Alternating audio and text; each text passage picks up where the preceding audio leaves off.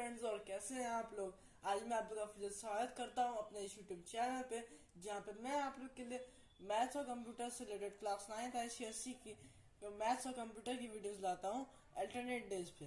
तो अब हम लोग का हो चुका है एनुअल एग्जाम खत्म। तो अब अपन लोग 9 के कॉन्सेप्ट को, भाई अभी हम सिलेबस तो मैंने कंप्लीट कर नहीं पाया, मैं कंप्लीट कर नहीं पाया था, तो सिलेबस अपन लोग कंप्लीट करेंगे, ठीक है। और जो लोग नए आए हैं वो कृपया करके सब्सक्राइब बटन के साथ कुछ दिखा दें, उसको लाल पीला कुछ कर दिया जाए, और लाइक बटन को भी नीला कर दिया जाए, ठीक है, ताकि हमें थोड़ा अच्छा लगे, कुछ डोपामिन मिले हमें। डोपामिन जो लोग ना जानते हो केमिकल होता है ब्रेन में, ज़्यादा दिमाग ना लगाइए, ठीक है। तो आज अपन लोग करेंगे अपना कंप्यूटर का लेक्चर। और जिन्होंने मेरे पिछले लेक्चर्स नहीं देखे हैं वो प्लीज देखिएगा। मैंने वैल्यूज एंड डेटा टाइप्स, जो कि चैप्टर 4 है, chapter 5 operators in Java, chapter 6 क्या था, इनपुट इन जावा, चैप्टर 7 था मैथमेटिकल लाइब्रेरी मेथड्स, और चैप्टर 8 है कंडीशनल कंस्ट्रक्शन जावा, जो कि अभी हम लोग कर रहे हैं। जिनको नहीं पता कंडीशनल कंस्ट्रक्शन क्या होता है, कंडीशनल कंस्ट्रक्शन वो होते हैं, यानी कि हम लोग एक कंडीशन के बेसिस पे जावा के जहाँ हम लोग जो प्रोग्राम लिख रहे हैं उसके एक पार्ट को हम लोग कंडीशन के बेसिस पे हम लोग उसको एग्जीक्यूट करवा रहे हैं। यानी कंडीशन ट्रू है तो वो एग्जीक्यूट होगा, कंडीशन फॉल्स है नहीं एग्जीक्यूट होगा, टाइप काइंड ऑफ। तो जिनको नहीं पता है वो मेरी प्रीवियस वीडियो जाके देख लें प्लीज, आपको काफी हेल्प मिलेगी। तो आज मुझे पिछले क्लास में एक डाउट आया था, वो टॉपिक हम लोग इस बार क्लियर कर लेते हैं अपना, जो कि था डैंगलिंग एल्स प्रॉब्लम, ठीक है। डैंगलिंग एल्स प्रॉब्लम, तो ये बहुत सिंपल था, मुझे डाउट आ गया था इसमें, तो इसलिए मैंने नहीं पढ़ाया। तो क्या होता है इसमें कि जैसे हम लोग को पता है कि नेस्टेड इफ में क्या होता है हमारे साथ, कि इफ कंडीशन, फिर अंदर इफ कंडीशन, और फिर क्या नाम है, मान लीजिए कुछ स्टेटमेंट्स, और फिर यहाँ पे मान लीजिए जैसे मान लीजिए मुझे यहाँ पे एल्स चाहिए, ठीक है, मुझे यहाँ पे एल्स चाहिए, या तो मुझे यहाँ चाहिए, इस एफ के लिए मुझे यहाँ एल्स चाहिए, है ना। तो मैं यहाँ पे तो लगा दूंगा, तो अब भाई मुझे समझ में आ जाएगा कि भाई ये है ना। देखिए मैं आपको थोड़ा सही समझा देता। देखिए मैंने यहाँ पे खत्म किया, ये वाला इफ खत्म, अब यहाँ पे एल्स, यानी कि इस वाली इफ का ये एल्स है। अब डैंगलिंग एल्स प्रॉब्लम में क्या होता है कि when number of if blocks is greater than else block. क्योंकि देखो एल्स कभी एल्स मतलब कोई शायद ही ऐसा गलती करे कि एल्स को इफ से ज्यादा कर दे, ठीक है ना। तो जैसे क्या है कि और तो और ये तो एक कंडीशन है, इसका खाली पार्ट ऑफ कंडीशन है। इफ यानी कि जब if number of if blocks जब एल्स ब्लॉक से ज्यादा हो, और कर्ली ब्रेसेस आर रिमूव्ड, ये डैंगलिंग एल्स प्रॉब्लम है, ठीक है। जैसे मान लीजिए मैंने लिखा, ठीक है ना, इसको हटा दिए, मैंने लिखा इफ कंडीशन, है ना, और मैंने ब्रेस नहीं लगाया, मैं बस थोड़ा यहाँ लिख दिया इफ इसके अंदर का कंडीशन, और फिर मैंने क्या नाम है, मैंने लिखा यहाँ पे एल्स, ठीक है।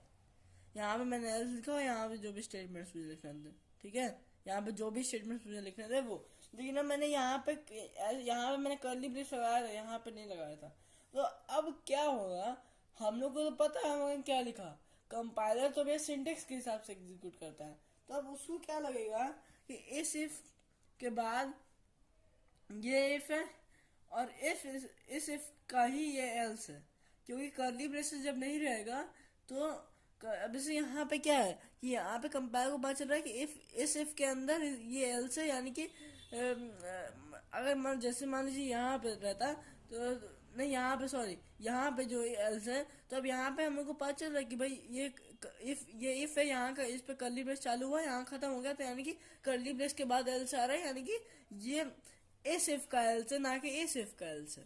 लेकिन अब बिना कर्ली ब्रेस का क्या होगा कि भाई पहले कंपाइलर रहेगा, यहाँ पे आएगा, अब इसके अंदर आएगा। अब क्या होगा कि कर्ली ब्रेस नहीं होने के कारण अब कंपाइलर जो है एल्स भाई एल्स को जो है, एल्स के सबसे पास जो भी इफ होगा उसी इफ का एल्स में आनेगा कंपाइलर, यानी कि इस वाले इफ का, है ना। ठीक है, तो जैसे देखिए ये है, तो कंपाइलर को हम लोग को चाहिए कि कंपाइलर इसको माने, इन दोनों को माने, लेकिन कंपाइलर मानेगा इन दोनों को। ठीक है, इन दोनों को मानेगा रिलेटेड, यानी कि अब कंपाइलर मानेगा कि आपने इस वाले इफ के लिए कोई एल्स नहीं दिया है अभी तक। ठीक है, या ये था डायगोनल प्रॉब्लम। और किसी को आप लोगों में डाउट आए तो आप लोग पूछ सकते हैं कमेंट सेक्शन में। अब अपन लोग चलते हैं अपने चैप्टर के लास्ट टॉपिक पर, जो कि है सिस्टम डॉट एग्जिट का, सिस्टम डॉट एग्जिट। ठीक है, ये मेथड है। तो अब इसमें क्या है कि ये it is used to terminate currently running Java program. ठीक है, यानी कि कोई प्रोग्राम एग्जीक्यूट हो रहा है और उसको आपको अगर टर्मिनेट करना है, बंद करवा देना, तो आप सिस्टम डॉट एग्जिट यूज करेंगे। ठीक है, और हम लोग इसको यूज करते हैं ऐसे कि सिस्टम डॉट एग्जिट लिखा, एक होता है कि हम लोग या तो जीरो लिख दें, तो ये सक्सेसफुल टर्मिनेशन इसको माना जाता है, मतलब कि हो जाएगा पूरा एकदम सक्सेसफुल टर्मिनेशन। ठीक है, अब लेकिन एक होता है कि सिस्टम डॉट एग्जिट 1 लिख दो, तो इसका क्या मतलब होता है, एबनॉर्मल टर्मिनेशन, यानी कि मतलब थोड़ा एबनॉर्मल तरीके से टर्मिनेशन होगा। ठीक है,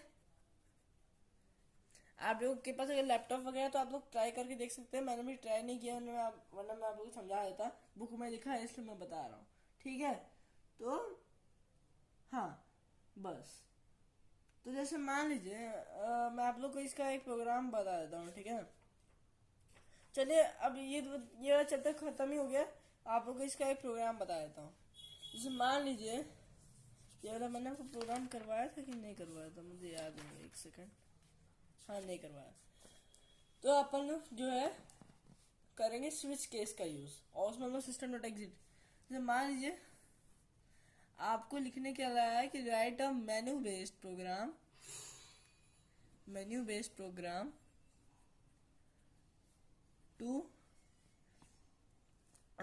टू कैलकुलेट, या फाइंड लिख देते हैं, find the area of a square rectangle, मैं थोड़ा शॉर्ट में लिख रहा हूँ, रेक्टेंगल, ट्रायंगल और circle as per user's choice. यानी कि हम लोग को सबसे पहले इसमें क्या समझ आया है कि हम लोग यूजर से एक इनपुट लेना है, और जिस हिसाब से यूजर हम लोग को इनपुट दे उसके हिसाब से हम लोग को प्रोग्राम चलाना है कि हम लोग को स्क्वायर का एरिया चाहिए, रेक्टेंगल का एरिया चाहिए, ट्रायंगल का एरिया चाहिए, या सर्कल का एरिया चाहिए। अगर कुछ नहीं तो हम लोग जो है प्रोग्राम एग्जिट करवा देंगे। ठीक है, सिस्टम डॉट एग्जिट का यूज करके। तो क्या होगा, सबसे पहले तो मैं लिख देता हूँ import Java dot यूटिल dot asterisk. ठीक है, क्लास मान लेते हैं हम लोग एरिया। ठीक है, फिर पब्लिक स्टैटिक वॉइड मेन। ठीक है, पब्लिक स्टैटिक वॉइड मेन, फिर फिर एक ऑब्जेक्ट बना लेंगे स्कैनर क्लास का, scanner OBJ is equal to new scanner system dot in. ठीक है, जिन्होंने नहीं देखा है, जिनको नहीं पता है, ये ऑब्जेक्ट के क्रिएट करने का सिंटेक्स है। आप लोग इसको चैप्टर 6 के लेक्चर में आप लोग इसको देख सकते हैं, चैप्टर 6 में भी, और भी शायद मैंने चैप्टर में बताया होगा। ठीक है, तो अब इसका क्या है, अब भाई हम लोग को लिखना है, मैं SOPLN लिख रहा हूँ, system dot out dot print L N, SOPLN first, इनकी first option area of square. ठीक है, एरिया ऑफ अ स्क्वायर। अब SOPLN second, area of a rectangle. ठीक है, मैं थोड़ा शॉर्ट में लिख रहा हूँ, लिखा है समझाने के लिए। SOPLN area of a triangle. ठीक है, अब चौथा क्या लिखेंगे? SOPLN area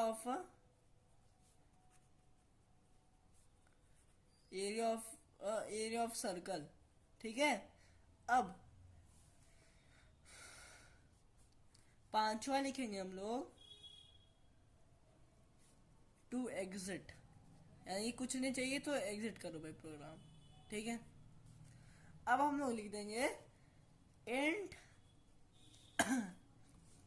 int A is equal to, नहीं इंट सी एच लिख देते हैं, चॉइस। ठीक है, int C H is equal to object dot next INT। ये मेथड तो खाली देखिए, मेथड खाली नेक्स्ट INT होता है ऑब्जेक्ट, लेकिन ये एक इंस्टेंस मेथड है, इसलिए हमको क्लास का एक ऑब्जेक्ट बनाना पड़ता है। ठीक है, तो ये हो गया ऑब्जेक्ट डॉट नेक्स्ट INT। अब हम लोग क्या करेंगे? अब हम लोग लगा देंगे भैया स्विच केस। ठीक है, तो अब स्विच केस में हम लोग लगाएंगे कि स्विच में हम लोग लगाएंगे CH। ठीक है, अब सबसे पहले हम लोग क्या केस लगाएंगे? केस 1। अब केस 1 क्या था? Area of a square. अब एरिया ऑफ अ स्क्वायर के लिए हम लोग क्या करेंगे कि system dot out dot SOPLN enter the side of square, enter the side of square. ठीक है, मैं थोड़ा शॉर्ट में ही लिख रहा हूँ हर चीज, है ना, एरिया ऑफ स्क्वायर। ठीक है, अब हम लोग क्या करेंगे कि SOPLN sorry int SQ is equal to object dot next INT, यानी कि अब SQ वेरिएबल में जो है साइड ऑफ स्क्वायर का वैल्यू स्टोर हो जाएगा। अब हम लोग क्या करेंगे? बस simply SOPLN area of square is equal to separator और SQ मल्टीप्लाइड बाई SQ। ठीक है, क्योंकि एरिया ऑफ स्क्वायर क्या होता है? साइड मल्टीप्लाइड बाय साइड का स्क्वायर। ठीक है, ये हो गया हम लोग का एक ब्रेक कीवर्ड। बहुत इंपॉर्टेंट है, मतलब फॉल थ्रू कंडीशन आ सकती है। फॉल थ्रू कंडीशन मैंने आप लोग को बताया हुआ है कि भाई अगर आप ब्रेक कीवर्ड नहीं लगाओगे तो जो भी केस मैच हो जाएगा उसके वो उससे लेकर सारे केस तक सब एग्जीक्यूट हो जाएगा। ठीक है, वो फॉल थ्रू कंडीशन कहलाती है स्विच केस में। अब अगला क्या है हमारे पास? केस 2। केस 2 क्या था हमारे पास कि एरिया ऑफ रेक्टेंगल हमें फाइंड करना है। क्या लिखेंगे? SOPLN enter the length and breadth, ये भी मैं शॉर्ट में ही लिख रहा हूँ, enter the length and breadth of rectangle. ठीक है, अब इसमें क्या लिखेंगे? Int L is equal to J dot next INT, और एक और लिखेंगे कि int B is equal to object dot next INT। ठीक है, आप अगर चाहें तो ऐसे भी कर सकते हैं कि एक लिखें कि enter the length of the rectangle, फिर एंड L लिखें, और एक लिखें कि enter the breadth of rectangle, फिर B ये लिखें। या तो ऐसे कर सकते हैं कि enter the length of rectangle, फिर enter the breadth of rectangle, और फिर क्या नाम है वो कर दें कि, लेकिन मैं ये लिखूंगा ताकि कम लिखना पड़े। ठीक है, अब इसमें अब बस हो गया simply SOPLN area of rectangle is equal to क्या होता है? Length into breadth. ठीक है, ये हो गया ब्रेक। अब अगला है केस 3। केस 3 क्या था? Area of a triangle. SOPLN enter the enter the ऐसा करते हैं, हेरोन्स फार्मूला से करेंगे। Enter the sides of triangle, Heron's formula अगर आप लोग को नहीं पता तो मैं बता दूंगा। अब क्या करेंगे, int s1 is equal to OBJ dot next int, है ना। Int s1 is equal to OBJ dot next int, int s2 is equal to OBJ dot next int, ठीक है। अब int s3 is equal to OBJ dot next int, ठीक है। यानी कि अब ये तीनों साइड्स की लेंथ हम लोग के s1 s2 s3 में स्टोर हो गई। अब क्या करेंगे कि एक वेरिएबल बनाएंगे, int int int int s बनाते हैं। Int s is equal to s1 plus s2 plus s3 divide by 2, ठीक है। अब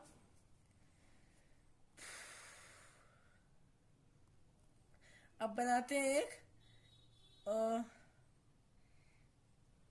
इसको बना लेते हैं हम लोग, क्या क्या नाम है, मैं मान के चलता हूँ कि इसको फ्लोट में ले लेते हैं, क्योंकि हेरोन्स फार्मूला में फ्लोट में आ सकता है, ठीक है। फ्लोट में ले लेते हैं, या डबल आप लोग जो लेना चाहें ले लीजिए, मैं डबल ले लेता हूँ, ठीक है। यहाँ पे भी डबल ले लेते हैं, यहाँ पे भी डबल ठीक है। तो यहाँ पे भी डबल हो जाएगा, double s is equal to ये डिवाइड बाई 2.0, ठीक है। अब double area is equal to, अब हेरोन्स फार्मूला क्या होता है आप लोग को पता है कि नहीं, कि root over s into s minus A into S minus B into S minus C. और यहाँ पे s क्या है, s है half of the perimeter, a क्या है, b क्या है, c क्या है, तीन साइड्स ऑफ द ट्राइंगल तो double area is equal to हो जाएगा math dot S Q R T. आप लोग को याद है ना, मैथमेटिकल लाइब्रेरी मेथड्स में मैंने आप लोग को बताया था। तो अब ये है, अब इसमें हम लोग लिख देंगे सिंपली s मल्टीप्लाई बाई क्या नाम है, multiplied by s minus A multiplied by s minus B multiplied by s minus C, ठीक है। ये हम लोग लिख देंगे SOPLN area of triangle is equal to plus area, ठीक है। एक्चुअली आपको लग रहा होगा कि मैं पहले भाई लैपटॉप से बना रहा था, अब ये है कि लैपटॉप में मैं सही से लिख नहीं पा रहा था, इसलिए मैं नहीं उसमें पढ़ा रहा हूँ, ठीक है। तो अब हम लोग का ये चैप्टर खत्म हो गया है। अब हम लोग एक और ऐसा चैप्टर जो कि जावा का एकदम बैकबोन टाइप्स का चैप्टर है, एकदम बैकबोन है, ये काफी बैकबोन टाइप का है। अब हम लोग चलते हैं आइटरेटिव कंस्ट्रक्ट्स इन जावा, चैप्टर 9 आइटरेटिव कंस्ट्रक्ट्स इन जावा, ठीक है। आइटरेटिव कंस्ट्रक्ट्स इन जावा, सबसे पहले पहले आपको सबसे पहले जानना होगा कि आइटरेशन क्या होगा, मतलब है व्हाट इज आइटरेशन, क्योंकि इसमें तो आपको पहले बेसिक चीजें पहले पता होना चाहिए, तब जाके आप इसका कॉन्सेप्ट समझोगे, ठीक है। ठीक है, तो iterative constructs are those constructs used to iterate or repeat a statement or a block of statements several times depending upon a condition, also called repetitive tasks. Repeating any operation many times depending upon the user's requirement is known as loop. देखिए सबसे पहले क्या है कि जैसे मैं आपको real life example देता हूँ कि जैसे मान लीजिए आप रोज सुबह उठ के खाना खाते हैं, वॉशरूम जाते हैं, खेलते हैं, पढ़ते हैं, सब करते हैं, इतना काफी सारी चीजें करते हैं। मैं रूटीन जो होता है कि भाई सुबह से लेकर रात तक हर दिन ये करना है, ये करते हैं, करते करते हैं, ठीक है। तो अब इसको आप लोग कहेंगे आइटरेशन, कि आप लोग एक ही चीज बार बार रिपीट कर रहे हो, है ना। बार बार रिपीट करो, बार बार रिपीट करो, बार बार रिपीट करो, बार बार रिपीट करो। जैसे आप लोग का जो चलना है, जो आप लोग चलते हो, वो भी आइटरेशन है, क्योंकि एक सेम चीज आप रिपीट कर रहे हो। सांस लेना, वो भी एक तरीके का आइटरेशन है, क्योंकि भाई ज्यादातर जैसे भाग रहे हो, दौड़ रहे हो, ये सब में थोड़ा तेज हो जाता है, लेकिन ज्यादातर तो आप एक ही तरीके से सांस ले रहे होते हो, एकदम सांस ले रहे होते हो, ठीक है।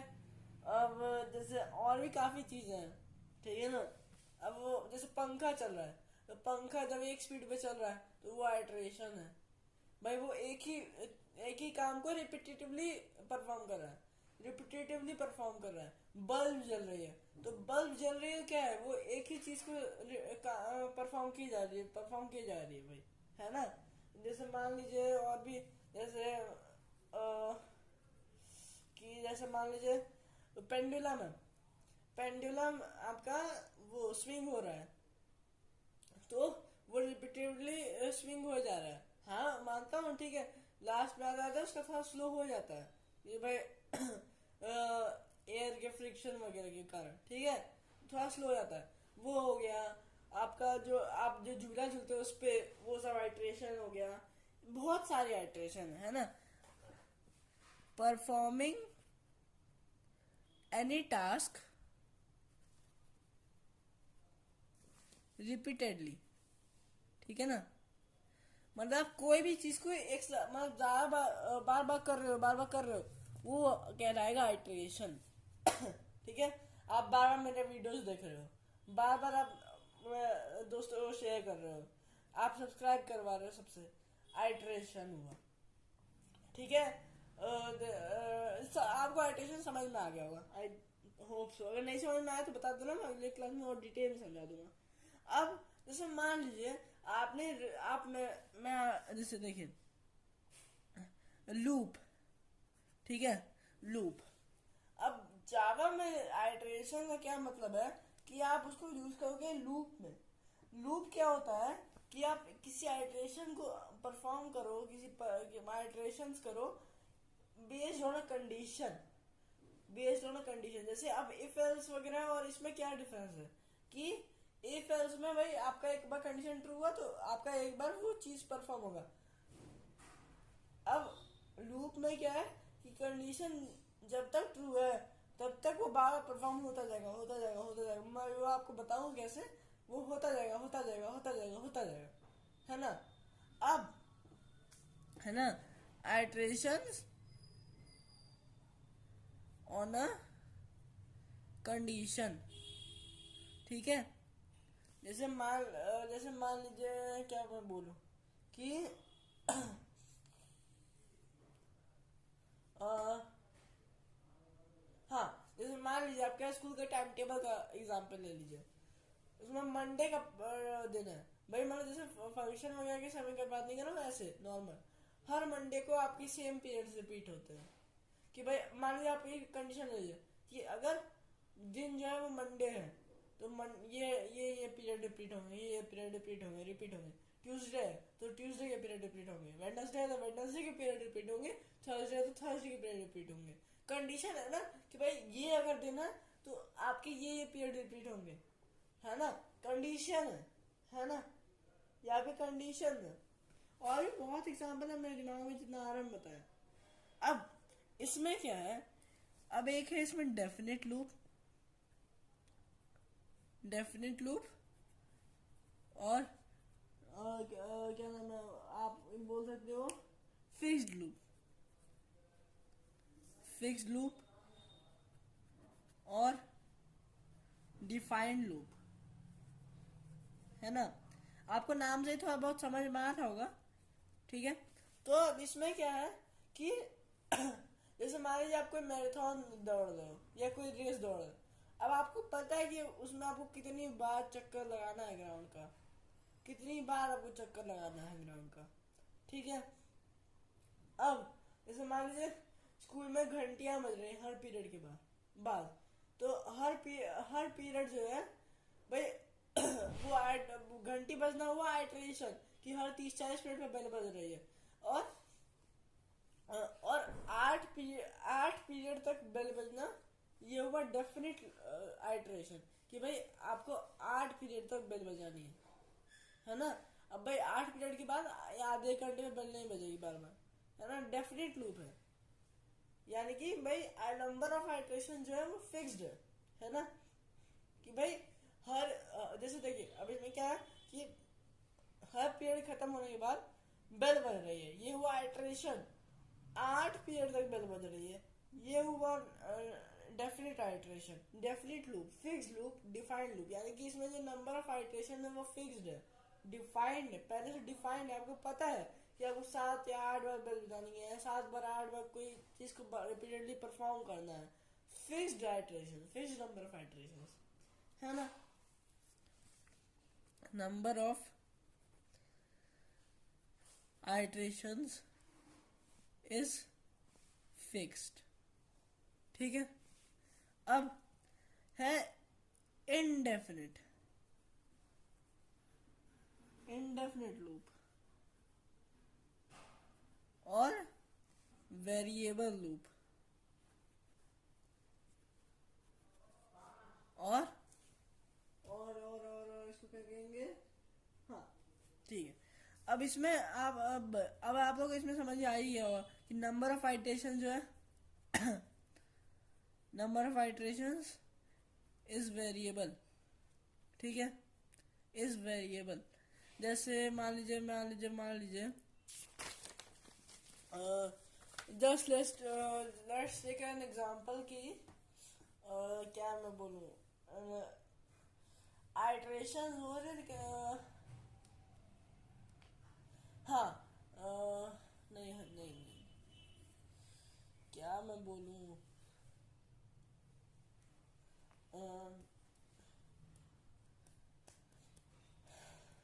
हाँ जैसे मान लीजिए कि आपका ऐसा हो रखा है सिस्टम स्कूल में कि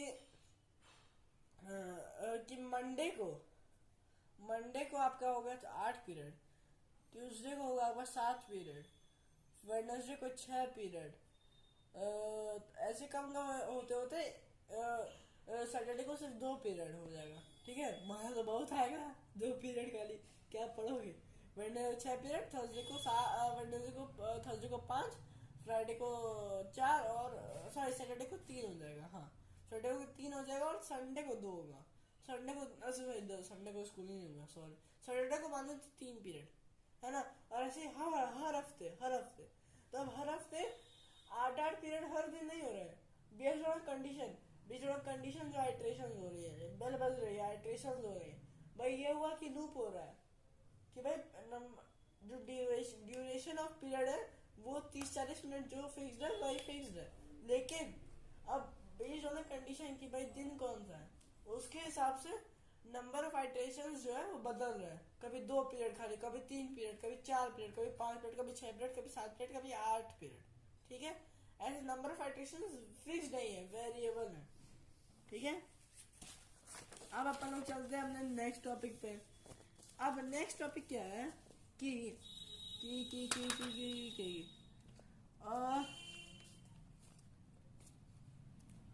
एंट्री कंट्रोल लूप। अच्छा नहीं, एंट्री कंट्रोल से पहले मैं आप लोग बता देता हूँ कि लूप में स्टेप्स क्या होते हैं। किसी भी लूप का जो एग्जीक्यूशन होता है उसमें क्या क्या स्टेप्स होते हैं। और अभी और ये वाला चैप्टर को बहुत से समझना होगा, बहुत अच्छे से समझना होगा आपको। ये आपका 10th में भी, और अगर आप प्रोग्रामिंग की फील्ड में जाना चाहते हो तो आपका ये सब का बहुत ये लूप, इफ एल्स कंडीशन, ये चीज लॉजिकल है, बहुत लॉजिकल है, ये आपकी लाइफ में भी बहुत काम आएंगी, ठीक है। लूप के स्टेप्स में क्या होता है, सबसे पहला होता है इनिशियलाइजेशन इनिशियलाइजेशन, है ना, यानी कि लूप स्टार्ट, है ना। जैसे मान लीजिए कि आपको ये पता है कि आपका जा रहा है 8 पीरियड तक आपका जा रहा है, ठीक है। अब 8 पीरियड में, लेकिन आपको ये नहीं पता कि आपको पहले पीरियड से चालू करना है, सेकंड पीरियड से चालू करना है, थर्ड पीरियड से, कि किस पीरियड से।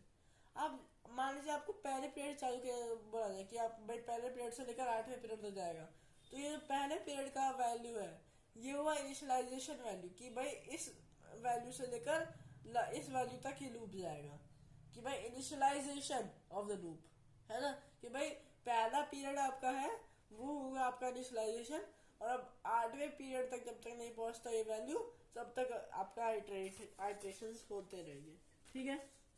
अब सेकेंड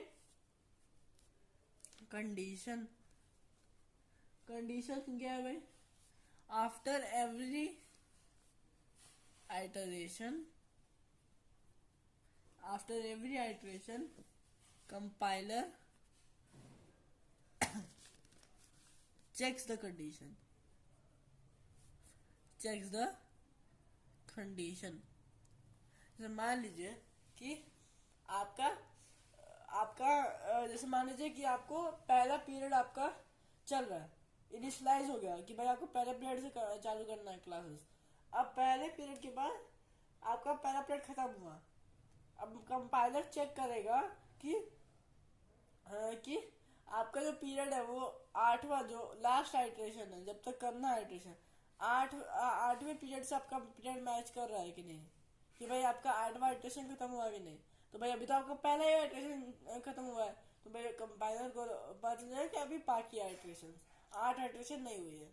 ये हुई कंडीशन कि अगर जो आइट्रेशन है, जो पीरियड है, जो पीरियड चल रहा है, वो अगर 8वां पीरियड खत्म हो चुका है तो आइट्रेशन आपकी बंद हो जाएगी।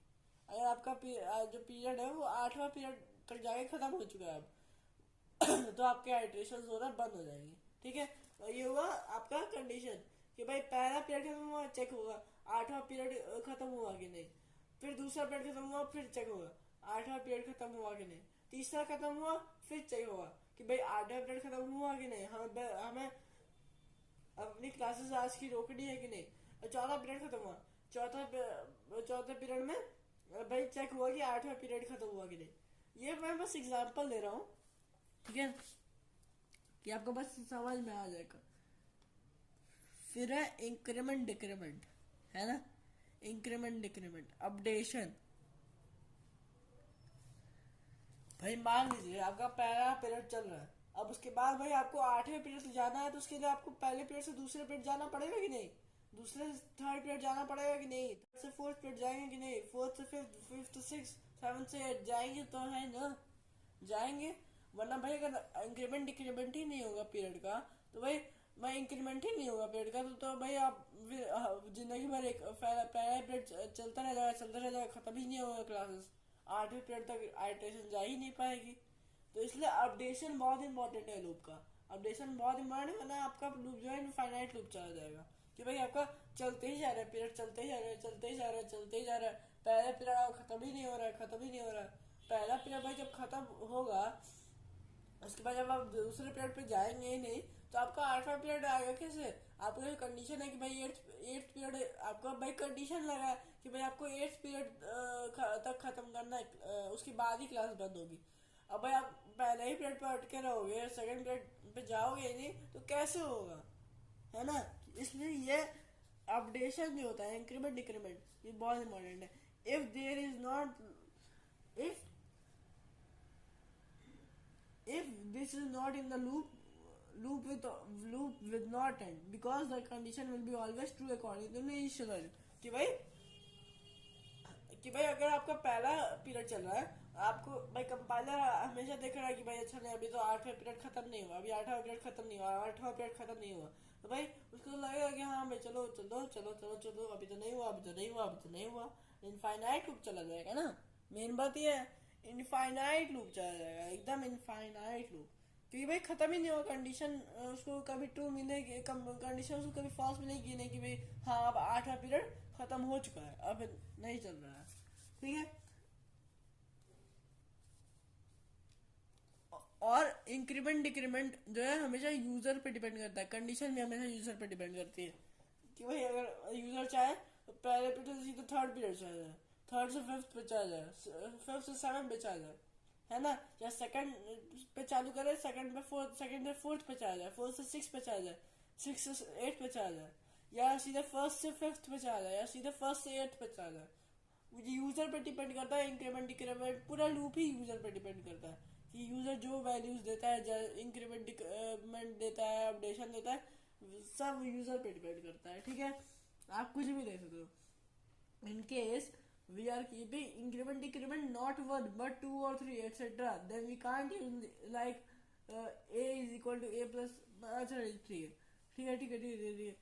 अब लूप के क्लासिफिकेशंस है ना, लूप के जो है क्लासिफिकेशंस, हाँ भाई लूप, ये आप लोग ये टॉपिक समझना बहुत इंपॉर्टेंट है, मैं बता रहा हूँ। आप लोग कुछ भी डाउट है तो अब आप लोग प्लीज पूछिए, भले आपने अभी तक एक भी वीडियो में डाउट नहीं पूछे कोई, लेकिन अब आप लोग प्लीज अब इस चैप्टर में डाउट पूछेगा और कुछ भी डाउट आता है। सबसे पहले आपके पास है entry control loop, entry control loop. तो अब एंट्री कंट्रोल लूप में क्या है बस कि जैसे अब हम लोग मैंने एक इनिशियल वैल्यू दे दी, ठीक है ना, एक इनिशियल वैल्यू दे दी। अब आपका लूप जो है चालू होने जा रहा है। जैसे मान लीजिए मैंने आपको दिया कि भाई आपको फर्स्ट पीरियड से चालू करना है और 8 पीरियड जाना है। अब आप क्लासेस चालू होने से पहले कंपाइलर जो है चेक कर रहा है कि अभी ये अभी 8th पीरियड खत्म तो नहीं हो गया, कि भाई मतलब अभी चालू नहीं हुई क्लास, लेकिन पहले कंपाइलर पहले कंपाइलर चेक कर रहा है कि भाई आपका 8th पीरियड खत्म तो नहीं हो गया, है ना। या फिर जैसे मान लीजिए कि आपको, हाँ जैसे मैं बेटर एग्जाम्पल देता हूँ ताकि आपको और अच्छे से, जैसे मान लीजिए आपको आपको 1 से लेकर 10 तक लिखना है, ठीक है, और तो यानी कि आपको इनिशियल वैल्यू है आपकी 1 और आपको जाना है 10 टाइम आपको आइटरेट करना है कि पहले 1 फिर 2 फिर 3 फिर 4 फिर 5 6 7 8 9 10, ठीक है। अब क्या है कि आप पहले 1 लिखने जा रहे हो, अभी लिखे नहीं हो, लेकिन आपको पता है कि आपको 1 से चालू करना है। अब आप आइटरेट करने जा रहे हो कि भाई आपको 1 लिखना है फिर 2 लिखना है, आइटरेट अभी किए नहीं, 1 भी नहीं लिखे हो, आप पहले ही चेक कर रहे हो कि आपको आप 10 तक लिख चुके हो कि नहीं, है ना, यानी कि लूप चालू होने से पहले पहले लूप की कंडीशन चेक करना। तो ये हुआ एंटी कंट्रोल लूप। इसके एग्जांपल्स हैं एंटी कंट्रोल लूप, इसके एग्जांपल है for loop, for and while loop. जब भी हम लोग पढ़ेंगे फॉर एंड वाइल लूप क्या होता है, फॉर एंड वाइल लूप, ठीक है। एंट्री कंट्रोल और भी क्या कहते हैं, प्री टेस्टेड लूप, भाई कि अभी लूप चालू नहीं हुआ लेकिन उससे पहले pre testing of the condition, या टॉप टेस्टेड, यानी कि भाई लूप के टॉप पे कंडीशन रहती है, जो अभी हम लोग पढ़ेंगे सिंटेक्स, लूप के जो टॉप पे कंडीशन लिखी रहती है ना।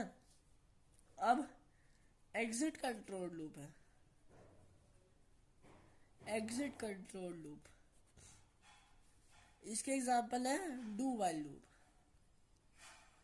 अभी हम लोग के सिलेबस में 3 ही तरीके के लूप है, हो सकता है और भी हो, मुझे पता नहीं है, लेकिन हो जाता है भाई, टेक्नोलॉजी कहाँ से कहाँ पहुंच जाए।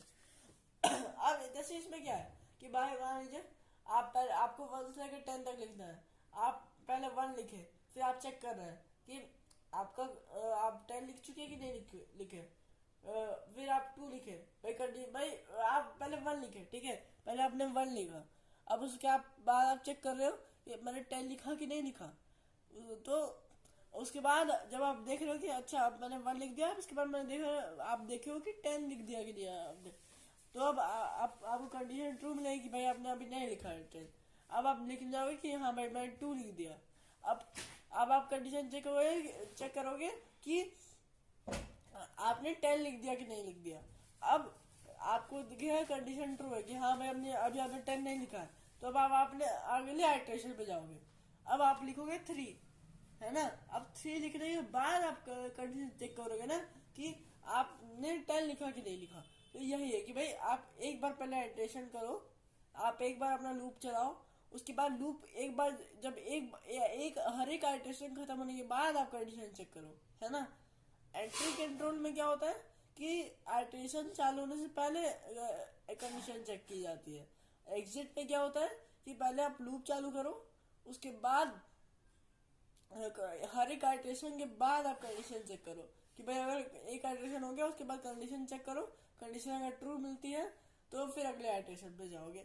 और एंट्री कंट्रोल में क्या है भाई, इससे क्या होता है ना, एग्जिट कंट्रोल और एंट्री कंट्रोल में क्या है भाई, एंट्री कंट्रोल में क्या है कि आपको एक इनिशियलाइजेशन हुआ, उसके बाद आपका कंडीशन चेक हो जाएगा पहले ही कि भाई अगर आपका कंडीशन चेक है, ट्रू है, तो आपका लूप एग्जीक्यूट होगा। सॉरी। अब एग्जिट कंट्रोल में क्या है कि भाई आपका एक बार आइट्रेशन हुआ, अब एक आइट्रेशन के बाद अब कंडीशन चेक होगा कि अच्छा ये कंडीशन है, अब ये ट्रू है, तो आपका जो लूप है वो नेक्स्ट आइट्रेशन में जाएगा, है ना। अब इसमें एक ये चीज है कि जैसे मान लीजिए आपको कोई यूजर बेस्ड आपको प्रोग्राम बनाना है, तो अब डू वाइल आप यूज करोगे और फॉर वाइल नहीं यूज करोगे। यूजर का थोड़ा ना पता कि भाई आप यूजर एक से ज्यादा बार आपको कुछ देगा इनपुट, है ना। तो अब फॉर वाइल में क्या होगा कि भाई एंटी कंट्रोल लूप है, तो पहले ही आपका भाई चेक होगा कि अच्छा यूजर ने अगर ये वैल्यू दी है, यूजर ने अगर ये वैल्यू दी है या ऐसी कोई वैल्यू दी है, कोई कंडीशन अगर ट्रू है तभी वो लूप आइटरेट होगा, वरना नहीं होगा। अगर डू वाइल में क्या है कि भाई पहले भाई यूजर से इनपुट ले लिया जाएगा, जो भी होगा सब आइटरेट होगा, एक बार पहले आइटरेशन बिना कंडीशन चेक की होगी, उसके बाद अगर कंडीशन ट्रू हुई तो फिर अगला आइटरेशन भी होगा, है ना। वो मैं अभी बताऊंगा, है ना।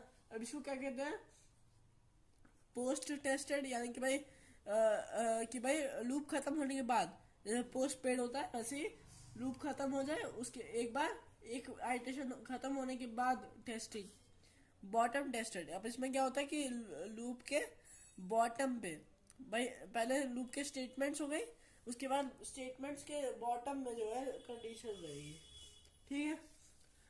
देखिए, condition is checked in for and while loop at the beginning only. If the condition is false, then the body of the loop won't be executed. And हाँ ठीक है। जैसे आप मान लीजिए कि आपको मैं आपको एग्जामिनेशन हॉल का एग्जांपल देता हूँ। आपका पहले चेक होता है कि एडमिट कार्ड है कि नहीं आपके पास। अगर एडमिट कार्ड होता है तो आपको एग्जाम देने को दिया जाता है, वरना नहीं दिया जाता है ना। अब अगला क्या है, if prior only condition is false, then also exit control loop will be executed at least once, because firstly body is executed, then the condition is met by the compiler and it checks। Example नहीं, ठीक है ना। हाँ जैसे example देखिए, मान लीजिए आपका कोई दोस्त है, उसको किसी और स्कूल में आपको मान लीजिए एडमिशन लेना है, तो आप भाई मतलब अभी आप अपने स्कूल से निकले नहीं हो, आप भाई बस ट्राई कर रहे हो, तो आप क्या करोगे, पहले आप जा रहे हो कि भाई अब जो स्कूल में आपको एडमिशन लेना है उस स्कूल का एंट्रेंस देने जा रहे हो। आप एंट्रेंस दिए, उसके बाद भाई अगर एंट्रेंस हो गया तो आप स्कूल में चले गए, और नहीं हुआ तो आप वापस इसी में आ गए। ये मेरा उतना वैसा अच्छा एग्जाम्पल नहीं हुआ, लेकिन मैं सोच नहीं रहा था एग्जाम्पल, ठीक है ना। ये आपको समझ में आएगा कि एंट्री में क्या, एंट्री कंट्रोल लूप में क्या होता है कि पहले कंडीशन चेक हो, पहले इनिशियलाइजेशन, फिर कंडीशन चेक होगी, उसकी कंडीशन ट्रू हुई तो एग्जीक्यूट होगा, जितनी बार होना होगा, जब तक कंडीशन ट्रू रहेगी उसके बाद नहीं होगा। लेकिन एग्जिट कंट्रोल में क्या है कि आपका इनिशियलाइजेशन हुआ, उसके बाद पहले एक बार आइटरेशन होगा, उसके बाद से कंडीशन चेक होगा, उसके बाद कंडीशन चेक हुआ, फिर अगला आइटरेशन, फिर वापस कंडीशन चेक, अगला आइटरेशन, फिर वापस कंडीशन चेक। एंट्री और एग्जिट कंट्रोल लूप में बस इतना ही डिफरेंस है कि भाई पहले आइटरेशन में ज्यादातर डिफरेंस है कि एंट्री में जब पहला आइटरेशन होगा तो पहले इनिशियलाइजेशन होगा, फिर पहले कंडीशन चेक होगी, उसके बाद लूप आइटरेट करेगा। एग्जिट कंट्रोल में क्या है कि पहले इनिशियलाइजेशन हुआ, फिर एक बार आइटरेट होगा लूप, भले कंडीशन फॉल्स हो चाहे ट्रू, कि भाई उसको अभी तो शुरुआत में भाई लूप के आइटरेशन के एक बार जब पहला आइटरेशन हो रहा है तो पहले आइटरेशन के पहले उसको कंडीशन नहीं मिल रही है, तो इसलिए वो कंडीशन चेक नहीं कर रहा है, तो ट्रू हो चाहे फॉल्स हो वो अभी एक बार आइटरेट होगा लूप, उसके बाद वो कंडीशन चेक करेगा, ठीक है। ये हो गया हम लोग का एग्जिट कंट्रोल, एंट्री कंट्रोल, ठीक है। अब सिंटैक्स बता देते हैं, सिंटैक्स फॉर लूप का तो क्या है, फॉर इनिशियलाइजेशन, जो भाई इनिशियलाइजेशन की स्टेटमेंट है, फिर कंडीशन, फिर है अपडेशन या इंक्रीमेंट डिक्रीमेंट, ठीक है ना। इंक्रीमेंट डिक्रीमेंट यानी कि वही प्लस प्लस माइनस माइनस या जो भी है वो, मतलब कि आपको जो अपडेशन है मैंने आपको बता ही दिया, ठीक है। अब इसके अंदर आपके जितने भी आपको स्टेटमेंट लिखने हैं वो, ठीक है। ये देखिए हम लोग एक बार अभी एग्जाम में आया था कि ऐसी MCQ था कि ऐसी स्टेटमेंट्स जो कि आपको प्रोग्राम में खाली एक बार दिखती है लेकिन वो सेवरल टाइम्स एग्जीक्यूट होती है, तो भाई वो होगी आइटरेटिव स्टेटमेंट्स, जो कि वो एक लिखी तो एक ही बार रहेंगी लेकिन जब तक कंडीशन ट्रू रहेगी तब तक कंपाइलर उसको एग्जीक्यूट करता जाएगा, तो ये उसका आंसर रहता है आइटरेटिव कंस्ट्रक्ट्स, आइटरेटिव स्टेटमेंट्स मतलब, ठीक है। ये हुआ। अब देखिए इसका क्या है मतलब कि पहले कंपाइलर जो है अब वैल्यू इनिशियलाइज होगी, जो भी वेरिएबल है उसमें वैल्यू इनिशियलाइज होगी। अब क्या होगा, वैल्यू इनिशियलाइज हुई, अब ये एंट्री कंट्रोल लूप है तो अभी आइटरेशन नहीं होगा, अभी कंपाइलर के अंदर नहीं जाएगा, अब पहले जाएगा कंपाइलर यहाँ पे। अब अगर कंडीशन ट्रू है, जैसे मान लीजिए आई इज इक्वल टू 1 है, आई लेस देन और इज इक्वल टू 5, भाई ये बुलियन ही नहीं रहेगा कि कंडीशन है। अब भाई ये कंडीशन ट्रू है, यहाँ पे कंडीशन ये ट्रू है, अब ये यहाँ नहीं जाएगा, अब पहले यहाँ जाएगा, अंदर जाएगा और जितनी भी स्टेटमेंट है उसको एग्जीक्यूट करेगा। अब जाएगा यहाँ पे, अब इंक्रीमेंट डिक्रीमेंट, मान लें आई प्लस प्लस मैंने लिखा है यहाँ पे, अब आई की वैल्यू हो जाएगी अगले मतलब आई की वैल्यू हो जाएगी 2, है ना। यहाँ पे आई, यहाँ पे भाई ये तो पोस्ट फिक्स है ना, ये तो पोस्ट फिक्स है, तो अब भाई यहाँ पे आई की वैल्यू 1 रहेगी, लेकिन अब यहाँ कंडीशन चेक करते समय यहाँ पे आई की वैल्यू हो जाएगी 2, है ना। तो अब I less than is equal to 5 है, हाँ है, ठीक है। अब वापस कंडीशन ट्रू है, अब वापस अंदर ऐसे जाएगा जाएगा, फिर इंक्रीमेंट डिक्रीमेंट, फिर अंदर जाएगा भाई जब अब 3 हो जाएगी, I less than is equal to 5, हाँ अंदर जाएगा स्टेटमेंट एग्जीक्यूट करेगा, फिर आएगा I plus plus I is equal to 4, I less than is equal to 5, हाँ अब अंदर वापस जाएगा, अब एग्जीक्यूट करेगा, फिर इंक्रीमेंट डिक्रीमेंट होगा, आई इज इक्वल टू 5, अभी भी आई लेस देन और इज इक्वल टू 5 है, अब वापस आ जाएगा, अब स्टेटमेंट एग्जीक्यूट किया, अब इंक्रीमेंट डिक्रीमेंट हुआ, अब आई इज इक्वल टू हो गया 6, अब कंडीशन ट्रू नहीं है, तो अब जो है ये अब ये स्टेटमेंट एग्जीक्यूट नहीं होगी और अब यहाँ से सीधा अब यहाँ चला जाएगा, जो भी लूप के बाहर जो भी स्टेटमेंट्स होगी, ठीक है। अब समझ आ गया, अगर आपको कुछ डाउट हो तो आप लोग पूछ सकते हैं कमेंट सेक्शन में। सिंटैक्स ऑफ व्हाइल लूप, देखिए व्हाइल लूप का जनरली क्या है ना, व्हाइल लूप क्या होता है, ये फॉर लूप से थोड़ा सा अलग है, भले एंट्री कंट्रोल है दोनों लेकिन ये थोड़ा सा अलग है कि भाई व्हाइल फॉर लूप को क्या होता है कि आपको क्या नाम है, आपको फॉर लूप क्या, जैसे मैंने आपको बताया था कि डेफिनेट लूप और इनडेफिनेट लूप, तो ज़्यादातर फॉर लूप जो होता है ज़्यादातर डेफिनेट लूप के लिए यूज़ किया जाता है, और वाइल लूप जो होता है वो इनडेफिनेट लूप्स के लिए यूज़ किया जाता है, मैं भी आपको बताऊंगा क्यों, ठीक है ना। तो वाइल लूप का क्या है, इनिशियलाइज, अब यहाँ पे पहले इनिशियलाइजेशन होगा, ठीक है ना, यहाँ पे इनिशियलाइजेशन हो गया, फिर यहाँ पे वाइल कीवर्ड है, फॉर वाइल डू वाइल ये सब कीवर्ड है, डू सॉरी फॉर वाइल, अब कंडीशन, अब यहाँ पे स्टेटमेंट्स, है ना, यहाँ पे स्टेटमेंट्स, अब यहाँ पे इंक्रीमेंट और डिक्रीमेंट, है ना, अब यहाँ पे कर्ली ब्रेस क्लोज्ड, ठीक है। अब इसमें क्या, इसका क्या है वो है कि, है ना, इसका क्या है कि सबसे पहले आपका होगा इनिशियलाइजेशन, जैसे यहाँ पे आई इक्वल टू 1 हुआ, ठीक है।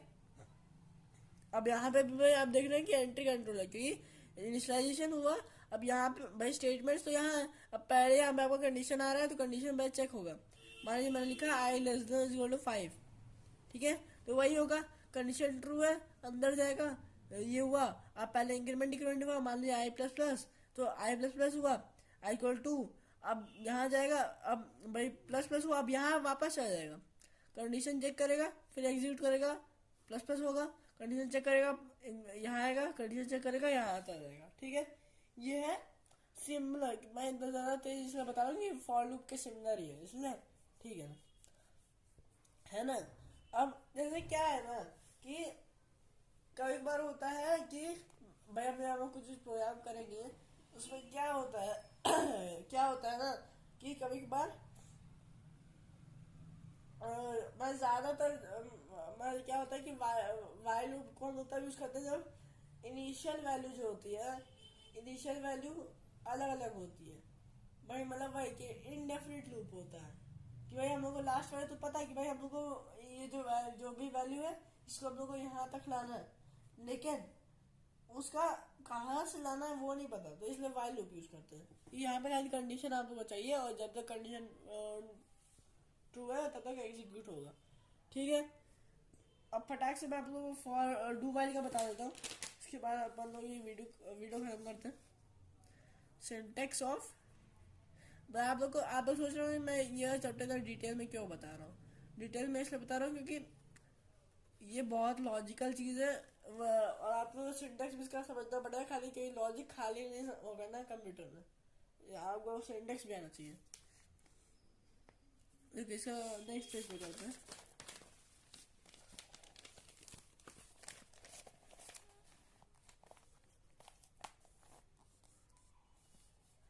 क्या है इनिशियलाइजेशन,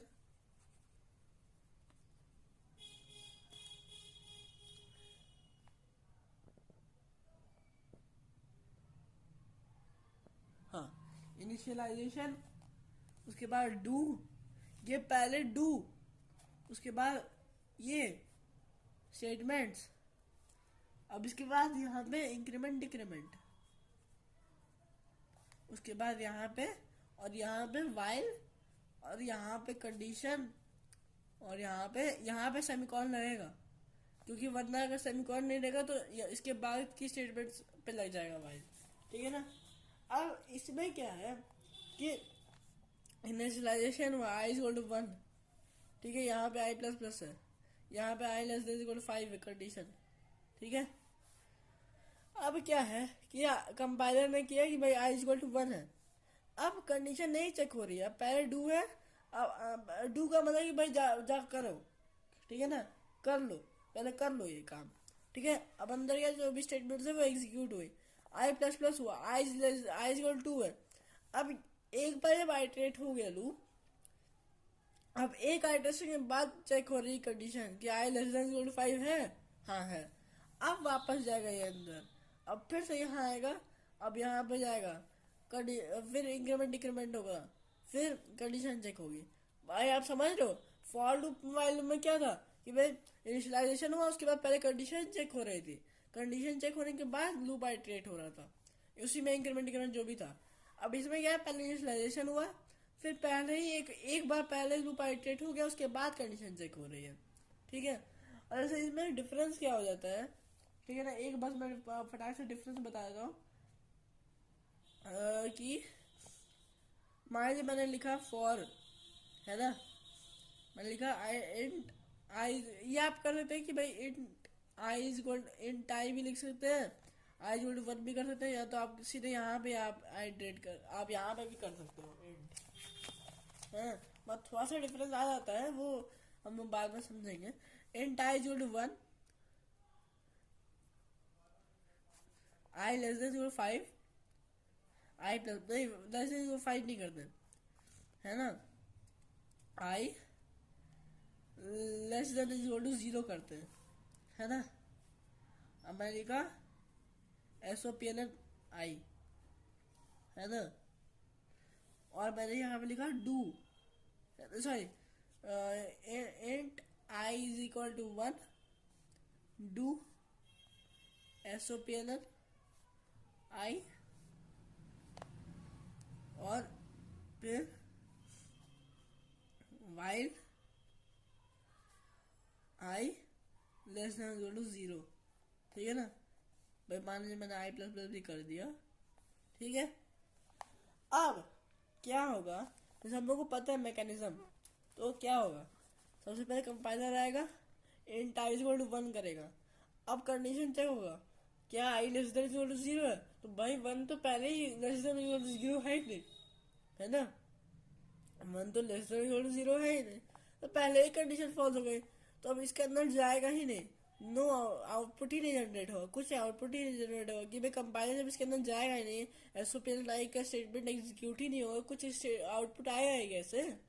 भाई पहले ही कंडीशन इसमें फॉल्स हो गई कि एंटी कंट्रोल लूप होता है फॉर वाइल, तो पहले इनिशियलाइजेशन हुआ, उसके बाद कंडीशन चेक हो गई, अब इसके बाद यहाँ आ गया, भाई कोई आउटपुट ही नहीं जनरेट होगा। अब वही डू वाइल में क्या होगा कि पहले इनिशियलाइजेशन हुआ, आई इक्वल टू 1 हो गया, अब इसके बाद पहले डू आ गया, अब पहला आइट्रेशन हुआ तो एसओपीएल आई, अब एसओपीएल आई हो गया जाएगा, आई प्लस प्लस हुआ कि भाई आई इक्वल टू 2 हो गया, अब तो अब while I less than equal to 0, तो भाई 2 तो लेस देन 0 हुआ नहीं, 2 लेस देन इक्वल टू 0 हुआ नहीं, तो भाई कंडीशन फॉल्स हो गई, तो अब बाहर आ जाएगा। लेकिन अब इसमें क्या हुआ कि एक बार आउटपुट जनरेट हो गया, तो इस समय क्या बात चल रहा है कि एंट्री और एग्जिट कंट्रोल रूम में क्या होता है कि एंट्री में पहले आपका इनिशियलाइजेशन होगा, उसके बाद आपका पहले ही कंडीशन चेक होगा, उसके बाद आपका आइट्रेशन होगा पहला। एग्जिट कंट्रोल यानी कि डू वाइल लूप में आपका इनिशियलाइजेशन होगा, उसके बाद आपका पहला आइट्रेशन होगा, पहला आइट्रेशन के बाद आपका कंडीशन चेक होगा, पहला आइट्रेशन बिना कंडीशन चेक किए होगा, अगर आप कंडीशन ट्रू या फॉल्स जो भी रखो तब भी एक बार आपका आइट्रेशन जरूर होगा। ठीक है, तो thank you very much, thank you guys. Next lecture में हम लोग क्या चालू कर रहे हैं, देखते हैं नेक्स्ट लेक्चर में क्या चालू करना है। ठीक है ना, एकदम बहुत मज़ा आएगा। ठीक है, मज़ा आएगा। प्लीज़ चैनल को लाइक सब्सक्राइब शेयर कीजिएगा, अगर आपको वीडियो अच्छा लगे तो वो लाइक कीजिएगा, चैनल को सब्सक्राइब कीजिएगा, मेरे प्रीवियस वीडियोस को भी ज़रूर सपोर्ट कीजिएगा, आप लोगों की सपोर्ट की बहुत ज़रूरत है। व्यूज़ काफ़ी कम आ रहे हैं, 7-8 व्यूज़ आ रहे हैं, वो मुझे लग रहा है मेरे दोस्त ही देख रहे हैं।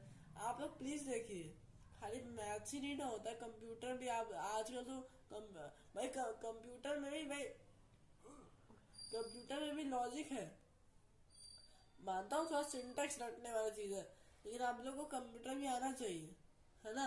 कंप्यूटर की प्रोग्रामिंग अगर आप लोग करने आ जाए तो आपको आपका लॉजिक बिल्डिंग बहुत इम्प्रूव होगा। अब मैं 8th का आप लोग को नहीं समझा सकता कि 8th में आप लोग को क्या इंपॉर्टेंस पढ़ाया गया था प्रोग्रामिंग का, लेकिन तब भी प्रॉब्लम सॉल्विंग स्किल्स बहुत इंपॉर्टेंट है, सब बहुत डेवलप होता है। ठीक है ना, बहुत डेवलप होता है। प्लीज़, और आप लोग के कोई दोस्त हो जो थोड़ा पढ़ाई में थोड़ा वीक हो रखा हो, ज़्यादा ट्यूशन में जाता हो, तो आप लोग प्लीज़ मेरे वीडियोस आप खुद भी देखिए और सबको दिखाइए, प्लीज़ सबकी हेल्प कीजिए, सब एक साथ पढ़िए, सब एक साथ सक्सीड कीजिए। ठीक है, thank you for all the support, love love, tata bye bye, see you.